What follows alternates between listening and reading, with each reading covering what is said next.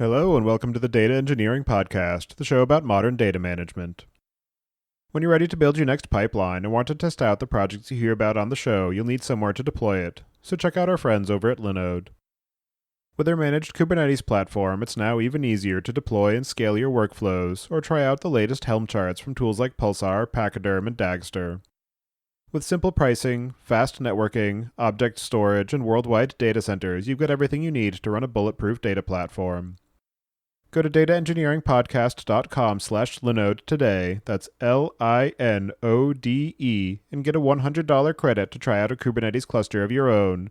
And don't forget to thank them for their continued support of this show. This episode is brought to you by Acryl Data, the company behind DataHub, the leading developer-friendly data catalog for the modern data stack. Open source DataHub is running in production at several companies like Peloton, Optum, Udemy, Zynga, and others. Acryl Data provides DataHub as an easy-to-consume SaaS product, which has been adopted by several companies. Sign up for the SaaS today at dataengineeringpodcast.com/Acryl. That's ACRYL. Your host is Tobias Macey, and today I'm interviewing Srivatsan Sridharan about the technological, staffing, and design considerations for building a data platform. So, Sri, can you start by introducing yourself? Hey, Tobias. Thank you for having me on the show. I'm super excited to be here. As I said, my name is Sri. I'm currently leading the data infrastructure organization at Robinhood. And prior to that, I spent close to a decade at Yelp, where I was doing similar things, leading data platform there. But before I was a manager, I was an engineer, kind of like a first data engineer when data engineering was still kind of an evolving profession. And prior to that, I was in grad school. So I've been in the industry for, a little over 10 years, been in the data space for 8 to 9 years, majority of my time. I really enjoy the space because I think it's in a good intersection of technology, product, data, people, of which I think is always evolving and always exciting. And do you remember how you first got started working in the data ecosystem? By chance, actually. I remember, one of my very first projects when I came in as a fledgling new grad at Yelp, many, many years ago, was to build out our very first version of our data warehouse. And at the time, I don't think, data infrastructure or data engineering was a very evolved profession. I was there at it with my team members, trying to build out ETL pipelines, standing up a data warehousing solution, working on facts and dimensions and all of that good stuff. So it really kind of get started in the data profession there. And, over the years, as I grew in my career, management position opened up and my director tapped me on the shoulder and said, "Hey, do you want to take over management of this team?" Back then, I had no clue what engineering management or leadership would look like. I took the leap of faith, made made a lot of mistakes along the way, and learned throughout the process. And, that's what got me here where I am today. And so, as you mentioned, you are the head of the data platform team for Robinhood. You have been doing that at Yelp for a number of years. I'm wondering if you can just start by giving a bit of an overview of your experience working in that space of designing and implementing data platforms. I think while the space has been similar across both companies, the challenges have definitely been very different and very unique. In terms of the space, my experience has been around batch processing systems, real-time streaming systems, stream processing systems, data lakes, data warehousing, querying engines on top of data lakes. So essentially the entire ecosystem around data platform and the ecosystem that basically powers data engineers, data scientists, backend engineers, machine learning engineers to make sense of data and build data-driven applications. The fundamental space, like I said, across both the companies has been the same, but as we both know, the technology has really, really evolved in the last 6 to 7 years, right? Like really skyrocketing. And it'll be interesting to see how the next 5 years pan out in the data space. In terms of the actual design process of thinking through the requirements and the different components of a data platform, it's a very complex and multifaceted aspect. I'm actually going through that process myself right now for my day job. And I'm wondering if you could just talk through some of the core elements that you have found to be the same across different contexts and organizations, and some of the ways that the architectural requirements and the foundational components that are needed to support them differ across organizations and data volumes and contexts and use cases. Yeah, great question. And I think it all kind of starts with where the business is at and where the business needs to be. I see the data ecosystem as an evolution, right? Like in a truly evolved state. As you mentioned, it's fairly complex, lots of moving pieces. But if somebody's kind of thinking about setting up a data platform from the ground up, I think the first question is to figure out what does the organization need and where is the organization in terms of its maturity. So for instance, when we started off the data platform team at Yelp, or when I joined the data platform team at Robinhood, the first kind of typically what I've seen is the primary business requirement that comes up is, hey, we want to slice and dice this data and build metrics and build analytics on top of this so that we can make data driven decisions as a company, as a business, as a product.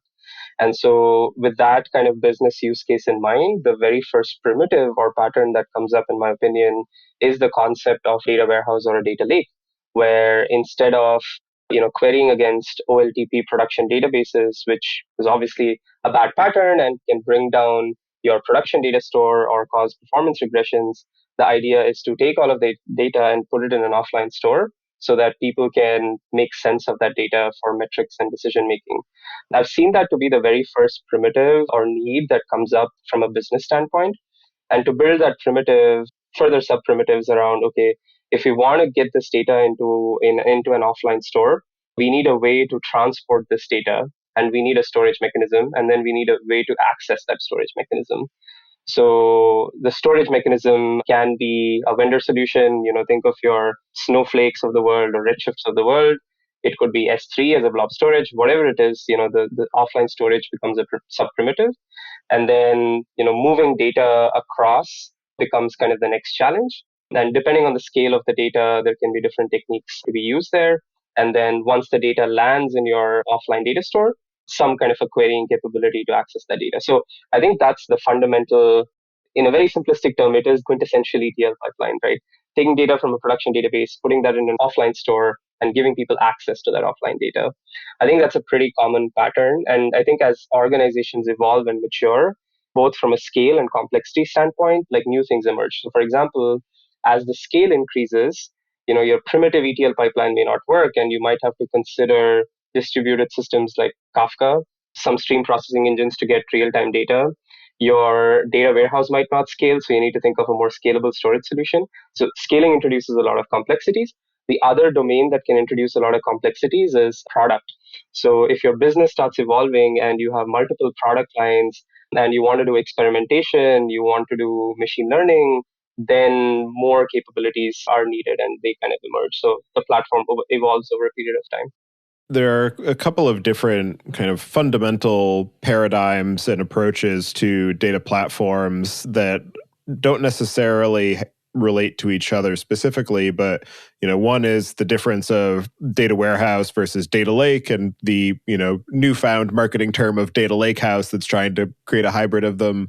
And then the other foundational paradigm is batch versus streaming, and at which different layers of the stack those exist, and sort of what the predominant pattern is, because they can coexist just as a data lake and a data warehouse can coexist, but there's sort of four different sort of overarching axes to think about as you're designing the different components, and which direction you go with one of them can influence other downstream and upstream decisions that you make about different tooling and patterns. And I'm wondering what you see as the motivating factors for one or many of those different kind of foundational core structures for the platform. I think there are two factors that influence it, in my opinion. The first factor is, what does the business need in order for it to be successful? And then the second factor is, what is your engineering talent or kind of organizational setup? And those two factors really influence, which of these kind of core fundamentals make sense to dive into. So I'll give you an example, for instance. So if the organization, let's say it's a new startup, there are not a lot of engineers, and you just need to get a data stack from 0 to 1, it might make sense to just focus on key outcomes like, okay, do you need a way to query data? It might just be better to have a data warehouse because it's a managed solution and you don't have to store a lot of historical data. You can just get it up and running and make it performant from a querying standpoint. However, let's say if you're a larger organization and you have petabytes, terabytes of data, data lake architecture becomes more helpful because it's, you're decoupling storage and compute, and it makes it cheaper from a cost perspective. But then if you're an even larger organization with lots of different product lines and your data is really messy and complicated, then you can't just have, all the data be in one place in a dump. That data needs to be curated in order for it to make sense. And that's where kind of the whole lakehouse stuff comes in. So I think it really depends on where the business is and where the business needs to go to. The second factor that I was talking about in terms of, engineering talent, a classic example is on the batching versus streaming debate, right? I think stream processing is still a fairly complex primitive. You have to think about things like windows and joins and streaming aggregations, and it's not a natural concept that is taught in schools, for example. So let's say if you have a team full of new college grads who have never worked with streaming paradigms, batch is a much more simpler concept to start with. So if your business can afford batch like SLAs, and you just don't have the engineering operational maturity yet, it might just make sense to invest in batch and punt streaming down into the future. So I think those are the different aspects that kind of influence which direction to go. I objectively feel like in an evolved ecosystem, you probably need all of them in some capacity, but the portfolio kind of varies based on the situation. The other interesting aspect of streaming is that there are a couple of different points and styles of streaming that you might be talking about, where one is streaming analytics using something like Spark or Flink, where you're actually doing those aggregations on the data as it's injected into the system. Or there's the streaming data integration pattern where you might just be pushing everything into a Kafka or a Pulsar queue, and then you're pulling it out the other side to land into your data lake or your data warehouse, which maybe doesn't require as much sophistication from a sort of analytical and statistical perspective, but still requires some operational maturity to ensure that that system is up and running and that you're able to process the data at close to the same rate that it's going in, and that you're able to absorb any spikes in terms of volume increases and being able to understand as it's happening whether or not you have a catastrophic drop in events that signals an upstream problem that is maybe a little easier to catch in batch, because as you're pulling the data out, you can do some statistical analysis in terms of like the volume of row counts, et cetera, to understand whether or not there was a problem. But you're going to catch it at a later point than you would if you were doing it in real time. And just wondering if you can talk to some of those different axes of streaming as well, and how you think about that and designing the platforms for previously at Yelp, but what you're doing now at Robinhood as well. So to borrow some examples from what we did at Yelp, we actually started off with a simplistic kind of batch solution where build out our first generation of our data warehouse. We had these batch jobs that would do full table scans, read the production table once every day from a production DB replica, scan the entire table, and push it into a queue, and then load it into the data warehouse or data lake. Obviously, over time, that doesn't scale, and we really move to streaming solutions. So I think what I've seen is once your data becomes large enough, then the batch-oriented way of pushing data into a data warehouse doesn't really scale. And we saw that again at Robinhood too, where you have to have some kind of a streaming solution to funnel data. And so the streaming solution that we did at Yelp and kind of similar is what we're doing here at Robinhood is using a CDC change data capture based mechanism to capture real-time updates that are happening on production tables, schematizing them, publishing those events into Kafka topics, and then downstream have an aggregator like a Spark app or a Flink app that takes all of this data and lands the data lake in a specific format. Think of Parquet, Delta, Hoodie, any of those formats. And I think the scaling constraints kind of really determine the choice of technology there from the perspective of building out data lakes. And I don't know, I'm a little bit opinionated here. I think traditional kind of table scans and batch oriented ways of bringing data into modern data warehouse or data lake probably doesn't scale. And I think streaming is the right way to go. However, for production applications which are trying to access that data, I think both of those are equally applicable. Imagine a use case where, let's say an ML use case, you want to read over last month's data. You really don't need a streaming solution. You can just write a batch job for that. So I think there batching and streaming have its place, but in building out your data lake, I think streaming is probably the way to go when the data set size becomes large enough. And so the other aspect that I'm interested to dig into is the relative level of sophistication and user experience for data lake environments as contrasted with data warehouses that are more vertically integrated. And I'm curious what you have seen as the evolution of the space from when you first started building out the data lake at Yelp to where you are now with Robinhood, and just the available tooling and the level of support across the different layers that are required to actually build out a fully functional data lake and ecosystem. Yeah, that's a great question, right? The space has been super exciting, more recently with the likes of Snowflake and Databricks becoming really big and popular. Because I remember, 8, 9 years ago, the choice was very simple. If you were on AWS, you would use Redshift. If you are on GCP, you'd use, BigQuery, and that's it. And if you had your own kind of bare metal data center, then you'd probably implement something on your own. And even before that, you had your Informaticas and IBMs of the world. So however, in the last like 6 to 7 years, I think what I've seen is new players started to emerge. So it was not just Redshift and BigQuery. RK really emerged as an open data format that people really got behind. And then storage formats started evolving after that. So I think that's when the icebergs, the deltas, hoodies of the world came into the picture. Over a period of time, these open data formats existed, and then there was a new wave of fully managed solutions like Databricks and Snowflake coming into the picture. So I think the space has been really evolving. Previously, you needed a very talented engineering team, a well staffed engineering team to build out a scalable data warehousing or data lake solution. I don't think you need that anymore, because with all of these new solutions coming up, it's really democratized the data platform space, so to speak. That doesn't mean I think engineers are out of a job. I think what it has enabled is it has opened up opportunities to companies that weren't able to attract the right engineers or weren't able to have the right engineering teams to really have sophisticated modern data infrastructures that only the likes of the Googles and the Facebooks of the world previously were able to. So I think that's the transformational change that I see with this, companies emerging into the market and really enabling organizations that don't have the kind of sophisticated engineering talent to have the sophisticated data platform solutions in there. In terms of technology choices itself, I think we're in a really good place in terms of scalable data analytics. Plenty of solutions, both open source and industries like vendor solutions, provide the ability to query large data sets very, very quickly.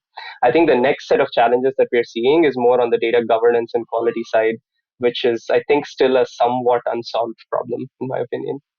In terms of your experience at Robinhood and building out the data platform, what are some of the lessons that you learned in the process of building out the Yelp data infrastructure that informed the ways that you think about architecting and designing and using the data platform at Robinhood, and maybe some of the ways that the two are disjoint because of the different organizational requirements?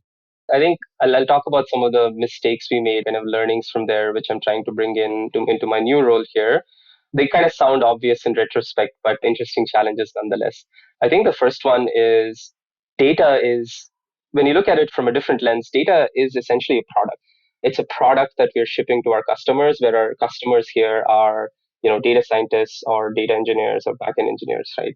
When we built out our very first, version of the data lake back at Yelp, we realized that, if there are bugs in the system that leads to, bad data, corrupt data, or erroneous data, the cost of fixing that is incredibly large, because, once data lands in a, democratized data store like a data lake, people use that data to build derived data sets, and then those data sets are further used to build more derived data sets. So ultimately, if there's a problem with the upstream, it has a huge cascading effect downstream.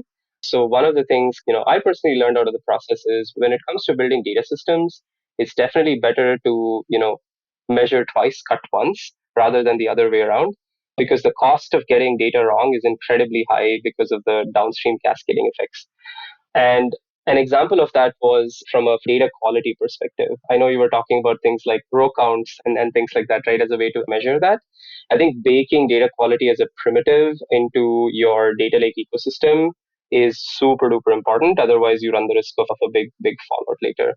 The other kind of learning I would say is, a technology might be interesting, powerful, or cool, but that doesn't necessarily mean it's going to add a lot of value. So an example here is streaming. So I think it was like stream processing, to be specific.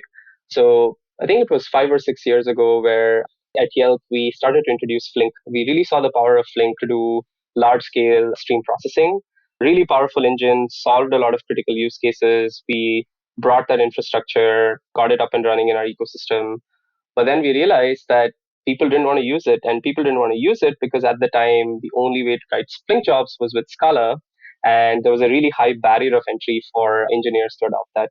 So I think this was a good lesson that data technologies are often, really power tools, But if they don't come with a good instruction manual or a clean interface to use them, people are not going to use them no matter how amazing or powerful they are. So trying to take those learnings and really focusing in on things like user experience, which are critical for any kind of data platform success. To that point of user experience, one of the common trends that I've seen is that for data lakes, that overall experience is maybe suboptimal, although that has been changing with the evolution in the space. And I'm wondering how you think about that design question of, do I go with a data warehouse to optimize for end user experience and make it easier for data analysts or maybe non-technical users to be able to interact with the data, maybe in the same manner as they would with a Snowflake or a BigQuery, versus the scalability and flexibility benefits that you get from a data lake, and then the additional efforts that are required to be able to add in some of those user experience elements and things like the security controls and governance aspects that are maybe baked into the more vertically integrated warehouse platforms. It's a really challenging question, and I don't think I have great answers here. But the way I think through those is, my general rule of thumb when it comes to these kind of build versus buy evaluations is to bias towards build if it is a core competency or something that the organization really depends on, and bias towards buy if it is something that can be more plug and play. So to give you an example, I think this is kind of the thought process we were using both at Yelp and at Robinhood. Some of the core infrastructural primitives, like bringing this data into the data lake, serving the data lake as our data store, are kind of bread and butter for the business. Now we can offload it to a vendor solution or fully managed solution, but there are constraints like data locality, where we might want to keep this data within our own ecosystem, or we don't want to get into a vendor lock-in situation, or the vendor is too costly for us to at the scale at which we operate in. So those are kind of some of the factors that come in, which tend to lead ourselves towards kind of a more build solution. And then the buy aspects start to make a lot of sense if there is a tooling layer that is costly to implement, let's say because we don't have enough front end engineers on the team or user experience engineers on the team, and the cost of getting the tooling layer wrong is low, the vendor lock-in is low. In those cases, it might make a lot of sense to kind of take a vendor solution and integrate it on top of your build stack. So I think, to summarize, I know I kind of rambled here a little bit, but I think the factors that I consider there are, what is the core competency for the business, what the business truly relies on. It might be worth building that in house. It might still be worth considering what other vendor options are there, but like things, to prevent vendor lock-in, to prevent kind of the cost from ballooning, it might make sense to keep them in house. And then thinking about things that are, a layer on top, which are a little bit fungible, replaceable, it might make sense to consider a vendor solution. So that's been my personal philosophy, but obviously this changes from company to company. RudderStack helps you build a customer data platform on your warehouse or data lake. Instead of trapping data in a black box, they enable you to easily collect customer data from the entire stack and build an identity graph on your warehouse, giving you full visibility and control. Their SDKs make event streaming from any app or website easy, and their state-of-the-art reverse ETL pipelines enable you to send enriched data to any cloud tool. Sign up for free, or just get the free t-shirt for being a listener of the Data Engineering Podcast at dataengineeringpodcast.com/rudder. In terms of the actual architecture that you're running right now at Robinhood, can you give a bit of an overview about where you are today, maybe some of the recent path that has gotten you to that point, and some of the future projects that you are considering to augment or enhance or scale out the capacity of what you're building? So the way we've kind of set it up, and I'll talk a little bit about how I see the platform evolving.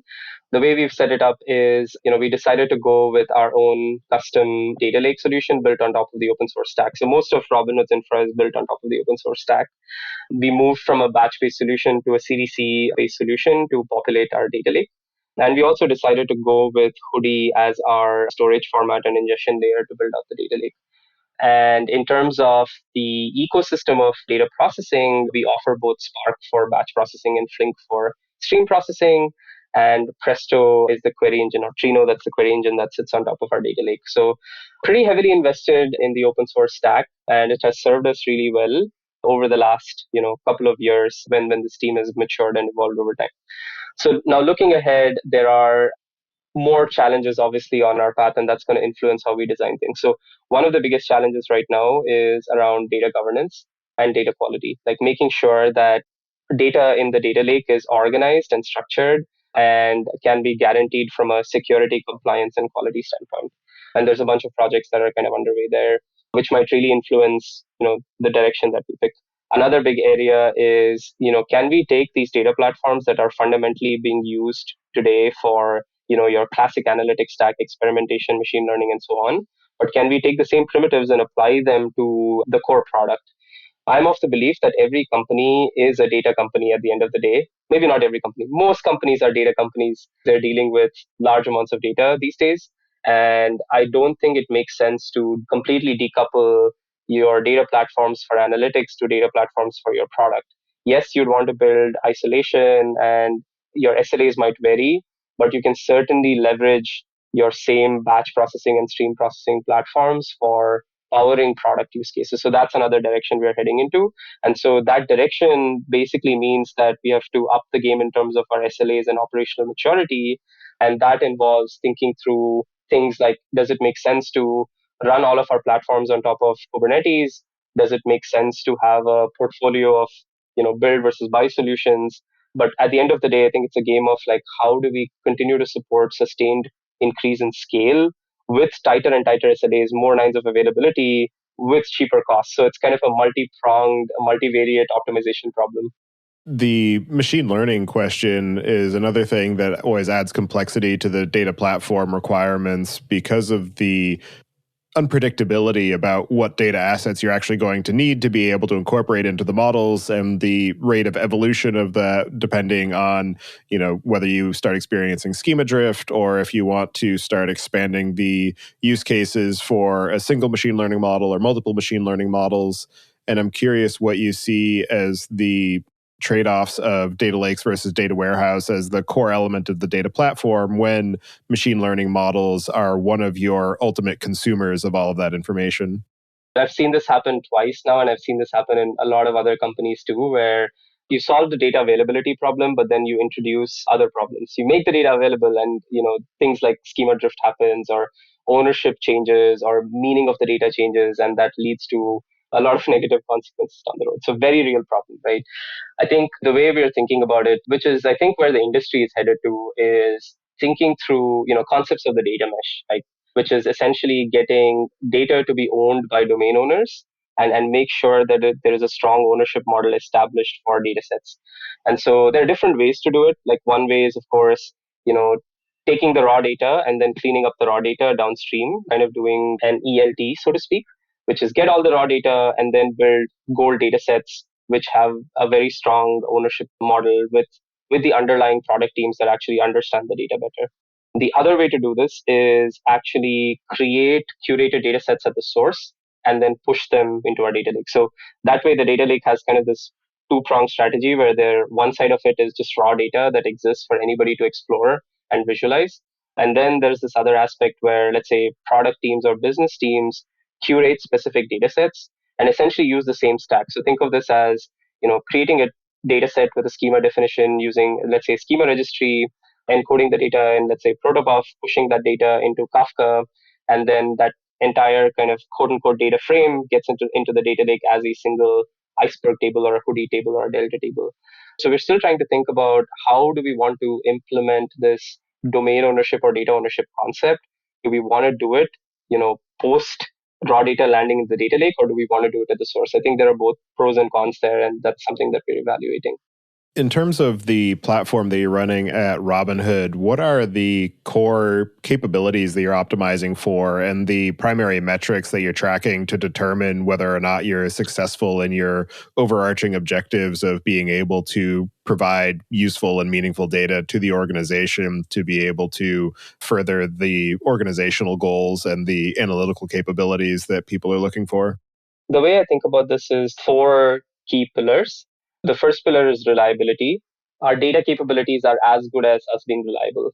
At the end of the day, we are, a foundational infrastructure component. And if the infrastructure is weak or unreliable, everything that's built on top of it breaks. And so reliability is kind of the number one thing. And reliability, there are different ways to measure reliability as a metric. For an ingestion system, it could be latency or availability of data, so to speak. For a standalone batch processing system, it could be how many nines of availability we can provide in terms of the system being up.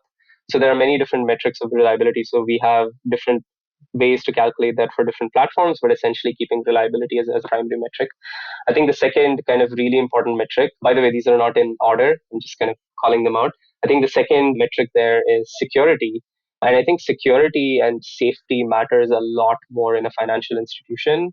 Not saying that it's not important in other companies, but the stakes are just significantly higher when working for a financial institution because we're dealing with people's hard earned money. And so making sure that the data is secure, making sure that only the right people who need to access data get access to it is another kind of key KPI that we drive towards. The third one I would say is user experience. Again, the same argument holds, I think, which is the interface layer of your platforms really determine how useful or not useful your platforms are, especially as a company or an organization scales. So not everybody will be a power user. Not everybody should be expected to know, how to write a Spark job or the internals of Flink or the internals of Presto. The interface has to be really, really easy to use. And, we have measures like customer satisfaction scores or NPS scores that we kind of send out internal surveys to get a sense from our customers. And then the fourth thing I would say is cost efficiency. Like with any company, we're also a public company. We have a responsibility to our shareholders, right? And then it's really important for us to make sure that our infrastructure that we run is as efficient as possible so that the company can drive more value. So that's an easy metric to measure. It's a dollar amount and really kind of making it efficient and driving that down. So I think those are the four key pillars. And obviously there's a broader fifth one, which is the capabilities one, right? Which is, do our technologies solve the problems that our customers are asking for? So for example, if the customer says, hey, I want to be able to look at 6 months of historical data and I want to be able to do that in a very quick fashion, can we support that capability? Or if a customer says, I want to write these series of batch processing jobs orchestrated over a schedule and I want to have, less than 30 minutes of downtime, can we provide that capability? So that's kind of how we think about it, like these four like primitive pillars, so to speak, and then overlay that with what are the customer asks and user stories, and then try to see if we can fulfill those capabilities while making sure these four primitives of reliability, security, user experience, and cost efficiency continue to go in the right direction. To that question of cost, I'm curious how you factor that into the evaluation of different infrastructure components and that build versus buy, both in terms of the cost of a potential vendor contract or the cost of running the infrastructure and the engineering hours required to be able to support it. And then also on the other aspect of cost, how you think about the value of storing a certain set of data and whether it is worth the cost of actually keeping that accessible from a storage and a query perspective. I think in my experience of running a lot of these build versus buy evaluations over the years, I've kind of come to the conclusion that you can make a data informed decision, but it's really hard to make a data driven decision, fully data driven decision. Maybe people have done it perfectly, but I haven't been able to do so, to be quite honest. I mean, we can look at these different factors, which we should. So the different factors, as you said, like the vendor cost, like how much does it actually cost to sign this contract with the vendor? But it's complicated because during the negotiation phase, you can get various discounts, and it's really hard to factor that in initially when you're evaluating. But of course, you can start with a number. The other aspect, that you correctly pointed out, is engineering hours supported. Now, engineering hours is a very interesting metric because you can kind of objectively evaluate how much time it would take to keep a platform up and running. But, engineers being humans like you and I, like our productivity is not something that can be, you know, measured very objectively. Like if engineers are really passionate about a piece of technology, things will run faster. If engineers don't like a particular piece of technology, things might run slower, or you might find it hard to hire somebody who wants to work on that project or work on that initiative. So while we can start with that estimate, if you have a really motivated and skilled group of engineers, that estimate might get cut in half. Or, the flip side where that estimate can become 2x or 3x. So you can start with that number, but there's a lot of variability there. And then the third aspect would be what happens or what is the consequences of the decisions that you take today over, let's say, the next few years. And I think those consequences are really important to zero in on, because let's say, for example, you sign a 3-year contract with a vendor, and let's say it's a multi-million-dollar contract. You are locked in and you have to be comfortable with that decision for the next, say, 3 years, if that's the contract agreement. Similarly, if you go down the build path and you say, okay, looks like I need like 4 engineers to build out the system and I need a team of 4 engineers to maintain it over the next few years, know that the consequence of that is if the business goes through a tough time, then let's say, you don't have enough bandwidth to hire people, you're kind of screwed. So it's really complex and really challenging. So the way I've approached it is like try to get as much data as possible by understanding the integration cost, the vendor cost, the consequences of the lock-in, and on the build side, the cost of building it, evaluate it with a prototype, see what the operational cost would look like, put all of that data together in a table, and then try to see, you know, which way we want to lean towards. So I'll give you an example of buy and a build that we did at Yelp. So we did this whole analysis for data warehousing, and we realized that the costs of operating Redshift, this was 4 or 5 years ago, was very, very high, and the business did not want to afford it. And we kind of came to the conclusion that building a data lake with Parquet data might just be better from a cost perspective. And we had a bunch of engineers who were really excited about it. So we leaned in on it. And the decision was totally fine, I think, for the next 2 to 3 years. I don't know where the company ended there, but like the 2 to 3 years after that was totally fine. Another place where we kind of swung the other way was for data discovery and data governance. So we were evaluating build solutions with open source frameworks, but then we decided to go with a buy solution with, I believe, Colibra was the vendor there, and it worked out okay. And it saved us a lot of engineering hours in trying to build complicated kind of UI and workflows, which we kind of got out of the box. And then there were decisions that I think did not go well and kind of backfired. So the way I think about it is like take all the data, figure out the organizational context of which engineering interest and the ability to hire and vendor lock in are really important factors to consider. You take the decision and then you learn from that and you keep iterating and keep improving. So that's kind of been my mantra. One of the other interesting challenges of building data platforms, particularly if you're working in the open source space, is being able to evaluate the current and projected future capabilities of a set of technologies, particularly where you have two or more that are at surface value quite similar. So a couple of examples might be, in particular, Presto versus Trino, where they started off as exactly the same project, but they have since forked and diverged. And, the core set of capabilities is largely the same, but they have different priorities and different trajectories. Or in the case of something like the extract and load systems, where you have Fivetran and Stitch on the commercial side, you have Airbyte and Meltano on the open source side, and at face value, they all do the same thing. The core set of integrations has a huge amount of overlap, but there's potentially widely divergent future projected capabilities. And then also maybe in the Kafka versus Pulsar space, they're not as closely matched in terms of architecture and feature set, but at the base sort of initial use case, they provide the same utility. I'm wondering how you think about evaluating those types of very close comparisons with potentially vastly different future outlays. Again, I don't think I have good answers to this. It's a really good question.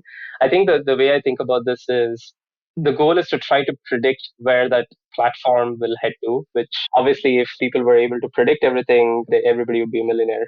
But you kind of have to take a bet in those scenarios when things are very, very similar. Maybe there's one or two features that one system has that the other doesn't have, and vice versa, but they're mostly kind of similar, apples to apples.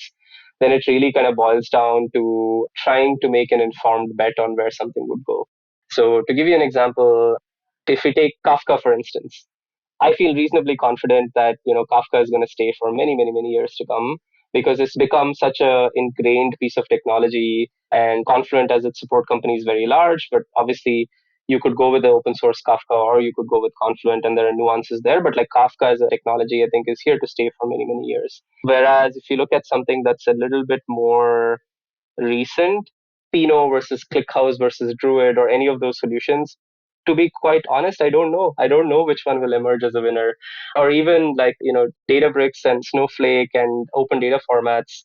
And even in the open data formats, I forget the name of the company, but the Iceberg folks started a new company, the Hoodie folks started a new company, and it's a really competitive space. And to be quite honest, I don't know where each of them is going to head.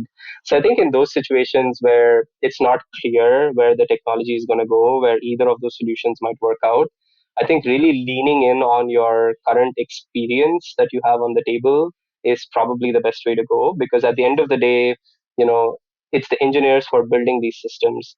And so if you already have engineers who have a lot of experience in a particular area and that or a particular product, it might just be better to lean into that for the next 2 to 3 years and then keep evaluating, let's say every year, to see how the space is evolving and make course corrections.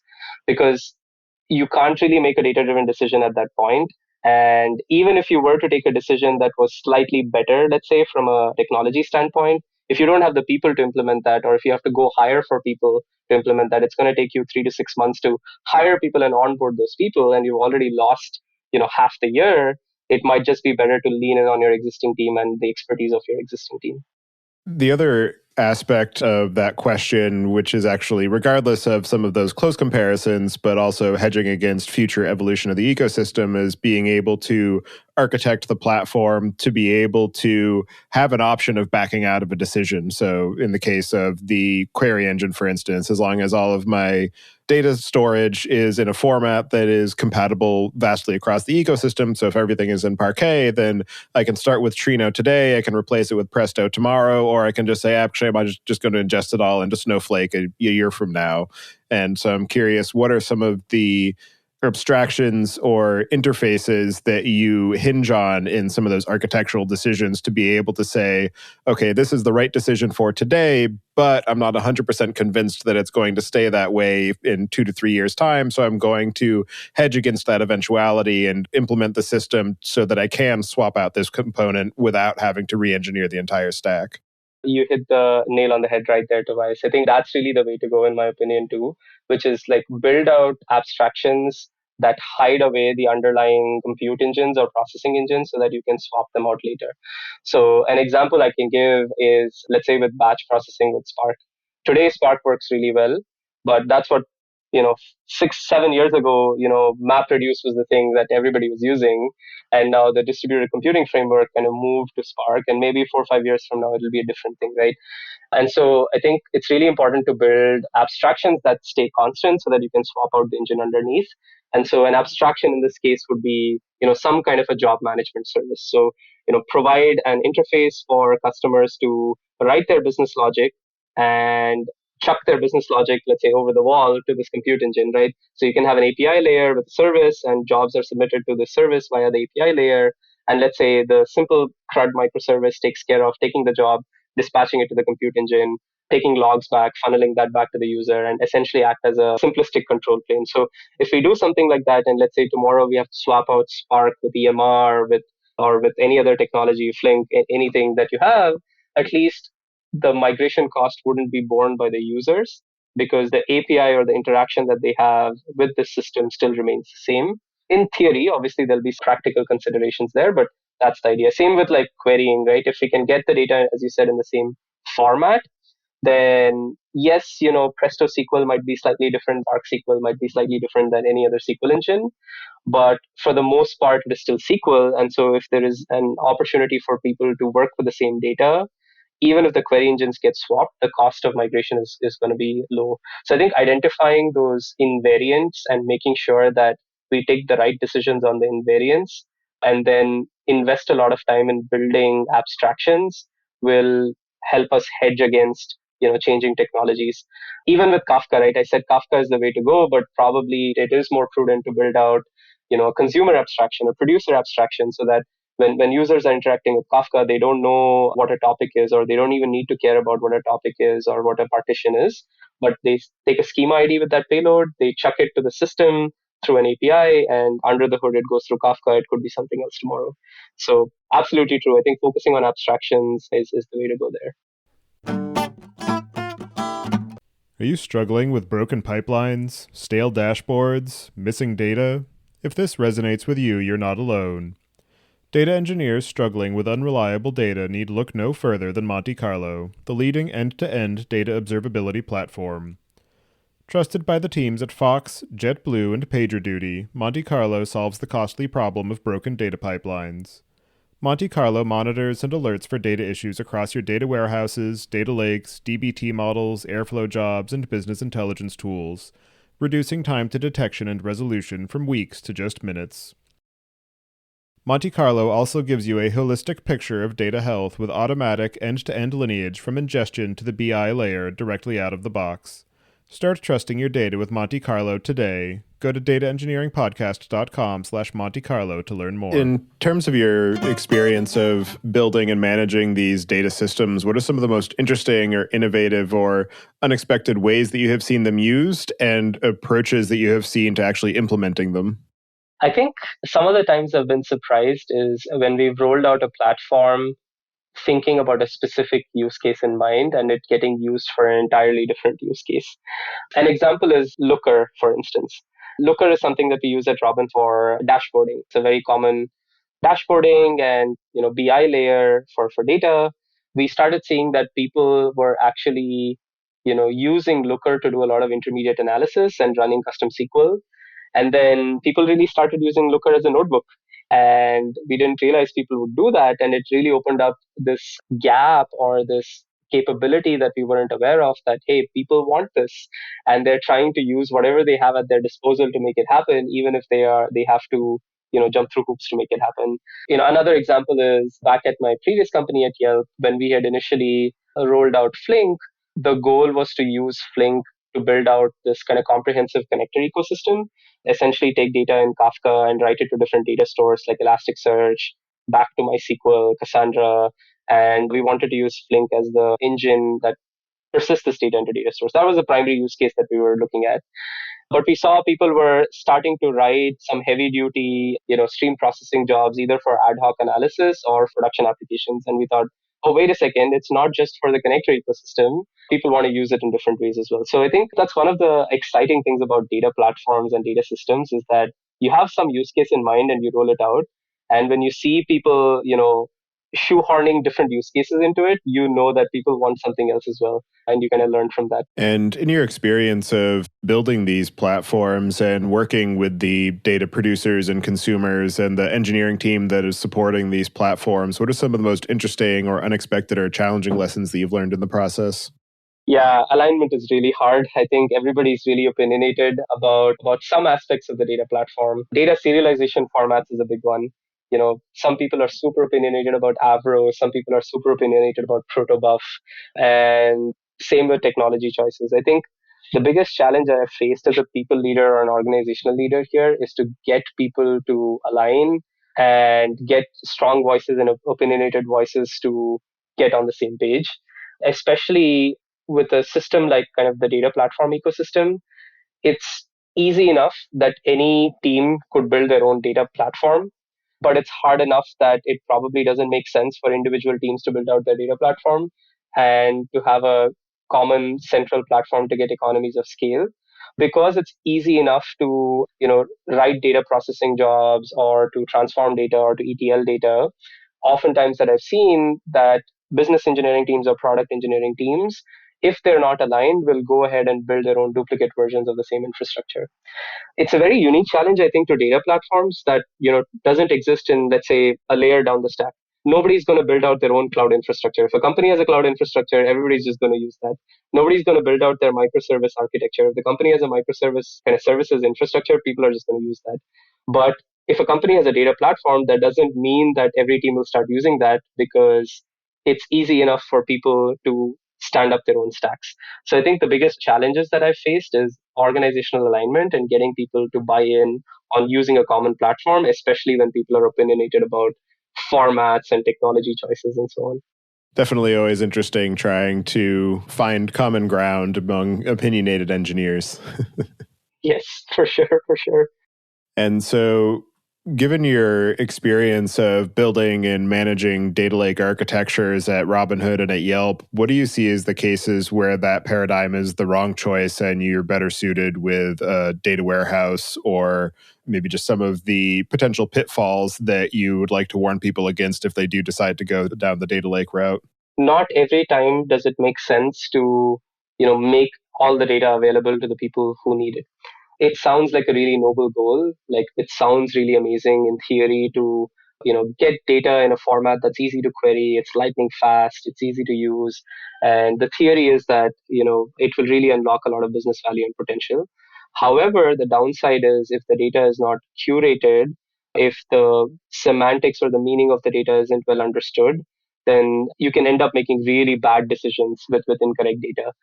So in practice, I do think organizations need to be very thoughtful about what goals do they want to solve and what is the primary objective. Is the primary objective making the data available, or is the primary objective to make the data right? And it might not be an either or. Like typically organizations have to do both, but it's a question of what do you want to solve first. So let's say all of your data is, let's say, trapped in a production database, and your data scientists are querying and running these massive OLAP queries against your production database. You probably want to solve the availability problem first in the cheapest and the fastest way. But if you have all of your data available and the organization's product complexity grows, it probably makes sense to bring in some controls into the picture to make sure data is used in the right way. So I don't think one solution is better than the other. I do think in modern organizations, both need to coexist.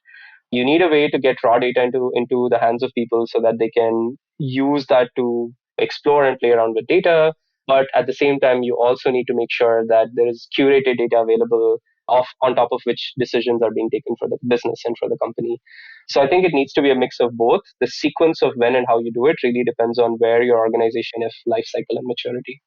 As you continue to iterate on the data platform at Robinhood and continue to investigate and explore the ever evolving ecosystem, what are some of the things you have planned for the near to medium term, or any particular areas that you're paying close attention to see where they end up or what some of the potential future developments might be in the space? There are a few things. The data lake ingestion and storage format is definitely an interesting one. Like I mentioned earlier, we doubled down on Hoodie mostly because Hoodie, Iceberg, and the open source Delta Lake were similar when we did our evaluation, and we leaned in on Hoodie because the team had experience. However, I think the space is super evolving, and I'm paying a close eye to see, what emerges as the winner in this, battle of the open data formats. Another area where I don't know if there's a clear winner yet is what I was talking about earlier when it comes to aggregations and streaming analytics, and multiple solutions out there and no clear winner. And there are, I think, lots of new entrants to the market as well. Job orchestration is another interesting one. Airflow has been really dominant in the space, but there are new entrants coming in which offer richer capabilities there too. So we're on the lookout for these areas to see what is going to make more sense for us longer term. But in terms of the roadmap and the challenges, like I was alluding to earlier, a lot of our work is in terms of continuing to add more lines of availability, continuing to make our infrastructure more cost efficient, and continuing to see where we lack capabilities. And those capabilities are a little bit more advanced in terms of how do we get stream processing to be generally usable across the entire company? How do we get, querying to work in a lightning fast way as our data set size increases over time?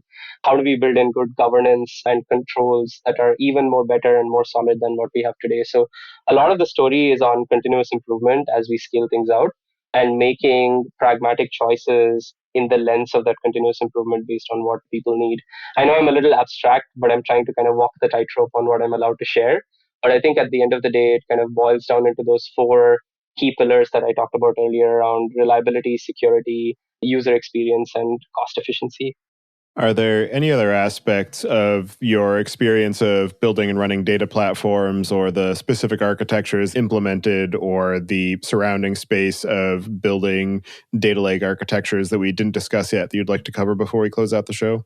The advice I would have for people kind of considering in investing in the data stack is think about how your data is going to be used over the next 2 years and use that in your decision making of your platforms. Like one of the mistakes I think I've kind of made in both companies is underestimating the need for things like lineage and data quality and getting schemas right and ownership right. It comes as an afterthought. We're focused on building highly available, Lambda architectures or Kappa architectures and getting them making them really highly available and all of that cool stuff. But I think it's easy to forget the quote unquote boring stuff. It's easy to forget that, data systems are, extremely intertwined with humans and organizations, and it's easy to forget that. And so my advice would be to think about ownership of data from the get go before implementing sophisticated data platform solutions. It's a mistake I've made twice, and I think I'm going to take this forward into my kind of next gig whenever that happens. All right. Well, for anybody who wants to get in touch with you and follow along with the work that you're doing, I'll have you add your preferred contact information to the show notes. And as the final question, I'd like to get your perspective on what you see as being the biggest gap in the tooling or technology that's available for data management today. I think there's a cottage industry of companies and startups solving, I think, all parts of the data stack. I don't think there's anything that's left untouched. But then there are places that I don't think we have a clear winner for. I think one of them is kind of the whole tooling around data quality, discovery, and lineage. It's a massive problem. It's not solved well. There are a lot of new entrants, but no big player there. Another big area that is kind of underinvested is, data operations in terms of anomaly detection, alerting, monitoring, and, that whole ecosystem around that, I think, is ripe for disruption. I think there are a lot of solutions coming up, but ETLing at scale is something that is not, there's no clear commodity winner for that yet. I know there are tools like Fivetran and Stitch who do a great job, but, at the petabyte scale in near real time, I don't think people have solved that problem. There are a few startups that are emerging. So I think those are the three things I would say. Low latency, high scale ingestion systems, tooling around data quality, observability, ownership, lineage. I guess I didn't mention this earlier, but the third thing around governance, security, privacy, and all of that stuff. So those are probably the areas that I think are a little bit underinvested in the ecosystem today. All right. Well, thank you very much for taking the time today to join me and share your experiences of building out these data platforms and the lessons that you've learned in the process. It's definitely a very perennial problem, and it's always great to hear the solutions that people have settled on for their particular contexts. So thank you again for taking the time, and I hope you enjoy the rest of your day. Thank you, Tobias. I enjoyed this conversation. Lots of great questions that made me reflect and think, and it was great to be on the show. So thank you for having me.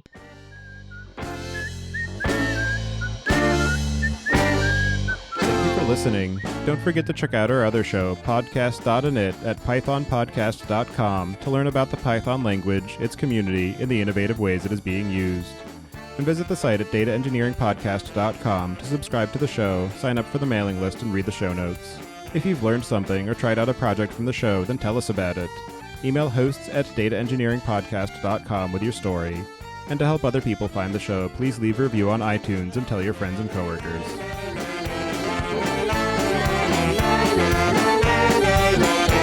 Thank you.